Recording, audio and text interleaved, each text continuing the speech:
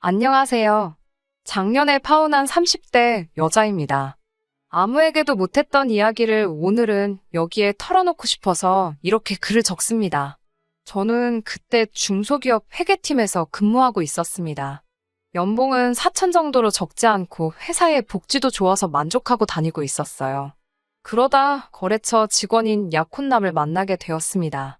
저보다 7살 많았던 그는 나중에 말하길 저한테 첫눈에 반했었다고 하더라고요. 남자의 적극적인 구애에 못 이겨 연애를 하게 되었습니다. 연애를 하는 동안 남자는 저에게 정말로 지극정성이었습니다. 야근으로 제가 퇴근이 늦어질 때는 제 자취방에 먼저 가서 청소도 싹 해놓고 음식도 해놓는 그런 사람이었어요.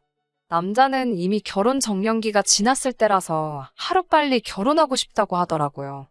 아이도 셋 정도 낳고 싶다고요. 그런 이유로 연애한 지 6개월이 지났을 무렵 본격적으로 결혼 이야기가 오가기 시작했어요. 남자의 부모님은 두 분 다 남자가 고등학생일 때 돌아가셨어요. 그래서 위로 있는 누나 셋이 남자를 엄청 챙겼다고 하더라고요. 그 이야기를 들었을 때는 사실 힘들었겠다라는 생각뿐이었어요. 하지만 친한 친구들에게 이 이야기를 하니 신우가 셋이나 된다며 어떡하냐고 걱정하더라고요. 저도 여기저기서 고부 갈등, 신우와의 갈등을 많이 듣고 읽었기 때문에 불안한 생각이 들긴 했어요. 막연히 인터넷 세상의 이야기라고 생각했건 것들이 저에게도 그런 일이 일어날 거라고 생각해 본 적은 한 번도 없었거든요. 그런데 그게 저한테 실제로 일어나게 되었네요.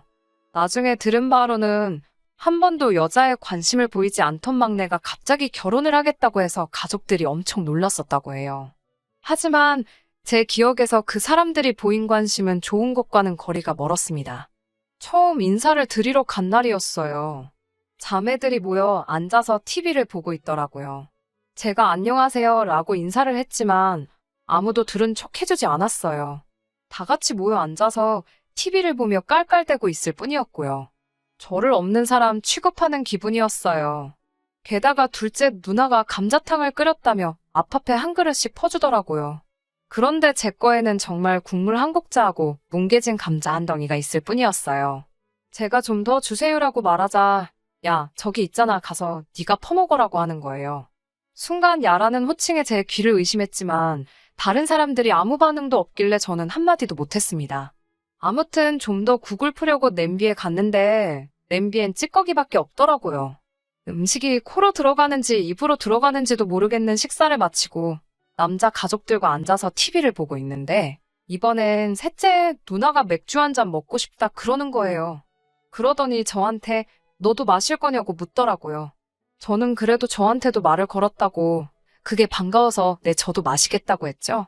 그랬더니 저에게 카드를 주면서 그러면 네가 가서 사와 이러더라고요. 제가 남자에게 같이 가자고 하니까 그 누나 셋이 저를 쳐다보면서 그 맥주 몇 캔이 얼마나 무겁다고 둘이 가냐고 툴툴거리더라고요. 그렇지만 남자가 금방 갔다 온다며 저를 따라 나섰죠. 저는 문 밖에서 남자에게 지금 이게 무슨 상황이냐고 너무 짜증난다고 화를 냈어요. 저는 인사시킨다며 나를 데려와 놓고 이게 뭐 하는 거냐고요. 이렇게 나를 무시하는 니네 집과는 결혼할 수 없다고도 했어요. 택시 타고 떠나려고 하자 남자가 자기 가족들이 뭘 몰라서 그런다고 자기한테 조금만 시간을 주면 다 고쳐놓겠다고 붙들고 늘어지더라고요. 구구절절 사정하며 매달리는 남자를 보니 마음이 좀 흔들렸어요. 결국 다시 돌아가서 불편하고 어색한 시간을 보내고 집으로 돌아왔습니다. 남자가 늦게나마 저를 가족들에게 정식으로 소개하려고 하는데 그나마도 큰 누나란 사람이 말을 딱딱 끊더라고요. 결국 제대로 대화다운 대화도 나눠보지 못하고 집에 돌아왔네요. 그 일이 있은 뒤 얼마 지나지 않아 저는 임신을 했습니다. 남자는 결혼할 이유가 생겼다는 것에 더욱 기뻐하는 눈치였어요. 게다가 제가 다른 사람에게 말하지 말라고 하기도 전에 남자는 벌써 이 사실을 누나들에게 다 말했더라고요. 그리고 저희 부모님께도 전화해서 배불러 오기 전에 식을 올려야 한다며 결혼식을 밀어붙이더라고요. 그리고 저도 사실 막상 아이가 생기니까 결혼을 해야겠다는 생각이 확고해지긴 했어요.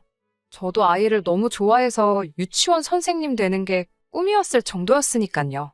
그리고 며칠 뒤 남자의 둘째 누나에게 전화가 왔습니다. 야, 오늘 출근 안 했지 하며 나와 밥이나 먹자 그러더라고요. 그렇게 만난 식당에서 둘째 누나가 대뜸 저에게 야, 너가 우리 동생한테 가족 모임 못 나가게 했냐고 따지더라고요. 제가 왜 모임을 못 나가게 하겠냐고 역으로 물으니 아무튼 여우짓 하지 말라고 다 걸리게 되어 있다며 이번엔 경고로 끝나지만 다음엔 진짜 혼난다고 그러더라고요. 그러면서 한다는 말이 큰 누나가 저를 싫어하니까 알아서 잘 기어야 한다고 충고를 해주네요. 이 집에선 제 시어머니들 사람이나 마찬가지라나요. 아무튼 또 시간은 흘러 어느덧 상견례 날짜가 되었습니다. 배불러 오기 전에 화사하게 입으라며 친정어머니가 직접 골라 사주신 하늘색 투피스를 차려입고 나갔습니다. 그런데 상견례 자리에 도착하니 예상치 못한 분이 자리에 계셨어요. 남자의 작은 고모였죠. 원래는 큰 누나 내외만 나오기로 했었는데 그래도 이 집 어른이라며 작은 고모가 바득바득 우겨서 나왔다고 해요. 저는 그 작은 고모를 만난 적이 없습니다. 남자 말로는 성격도 괴팍하고 말도 필터 없이 하신다고요. 나름 유명한 한정식 집에서 하는 상견례였는데 단정하게 차려입은 저희 부모님과 달리 남자 쪽은 큰 누나 내외는 청바지 차림에 작은 고모는 골프웨어를 입고 나왔더라고요. 왠지 모르게 허탈한 마음이 들었습니다. 게다가 점심 식사를 하기로 했는데 자기들은 아침을 늦게 먹었다며 음식엔 손도 안 대더라고요. 덕분에 저희 부모님도 식사도 제대로 못 하셨어요. 전 속으로 이건 아닌데라는 생각만 계속하고 있었죠. 게다가 작은 고모라는 사람이 한다는 말이 어른이 먼저 이렇게 나오기 전에 싹싹하게 와서 인사도 하고 해야 된다면서 저더러 어려서 그런가 철이 없다고 하시더라고요.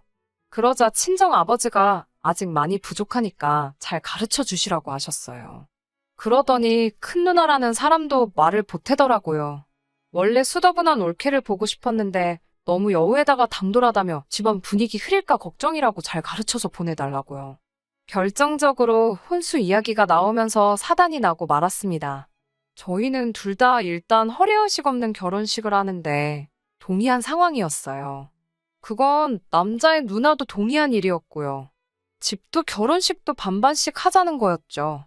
그런데 그 이야기를 들은 작은 고모가 저희 부모님한테 당신들도 생각이 있으면 딸 시집 보내는데 필요한 도리는 해야 되는 거 아니냐고 대뜸 삿대질을 하더라고요. 저희 부모님한테 막말을 쏟아내는 남자 쪽 가족들을 보고 있으니 너무 머리도 아프고 속도 안 좋았는데 결정적으로 작은 고모라는 사람이 저희 부모님을 모욕하는 모습을 보고 나니 순간 쓰러질 것 같았어요. 그리고 곧 이어 다리 사이에서 뜨뜻한 느낌이 느껴졌어요. 테이블 아래로 내려다보니 피가 흐르고 있더라고요. 나중에 들으니 놀란 저희 부모님이 119를 부르고 아버지가 저를 1층까지 업고 내려가셨다고 해요. 병원에 도착해서 소변줄 꽂고 검사하고 했지만 결국 그날 새벽에 유산했습니다. 담당 의사 선생님 말씀으론 산모가 스트레스를 많이 받은 것 같다고 하셨대요. 병원 6인실에 누워 하염없이 울고 있는데 남자랑 그 고모라는 사람이 찾아왔더군요. 큰 누나 내외도 왔고요. 그 점자는 저희 아버지는 남자를 보자마자 멱살을 잡아 끌고 병실 밖으로 나갔습니다. 그 와중에 고모라는 사람은 저한테 보기에도 비리비리해서 불안하더니 결국 이렇게 됐다고 그래요. 그러면서 이참에 저를 옆에 끼고 잘 가르치라고 저희 어머니한테 훈수를 두더라고요. 순간 그 순한 저희 어머니가 그 고모 머리채를 잡아챘습니다. 너 죽고 나 죽자며 그 여자 머리를 미친 듯이 흔들더라고요. 그 모습을 본 큰 누나 내외는 슬금슬금 뒷걸음질 치다가 도망갔고요. 그렇게 그 남자와 저는 파혼하게 되었네요. 그 남자는 지금도 종종 미안하다고 연락이 옵니다. 기회만 준다면 다시 시작하고 싶다는 헛소리도 잊지 않고 해요. 그리고 저는 이 이야기를 원래 제 친구에게만 털어놓았었는데 어떻게 그 남자 회사까지 소문이 흘러들어갔나 보더라고요. 결국 사람들의 따가운 시선을 못 이겨 남자는 회사를 관뒀고 여전히 구직 중이라고 합니다. 그 사건 이후로 3개월 동안 저는 잘 먹고 몸 추스리고 부모님과 모처럼 좋은 시간을 보낼 수 있었습니다. 그리고 얼마 전 더 좋은 회사에 스카우트되어 이직도 성공했어요. 언젠가 또 좋은 인연이 나타난다면 결혼할 수도 있겠지만 당분간은 부모님과 더 행복하고 건강하게 살려고 합니다.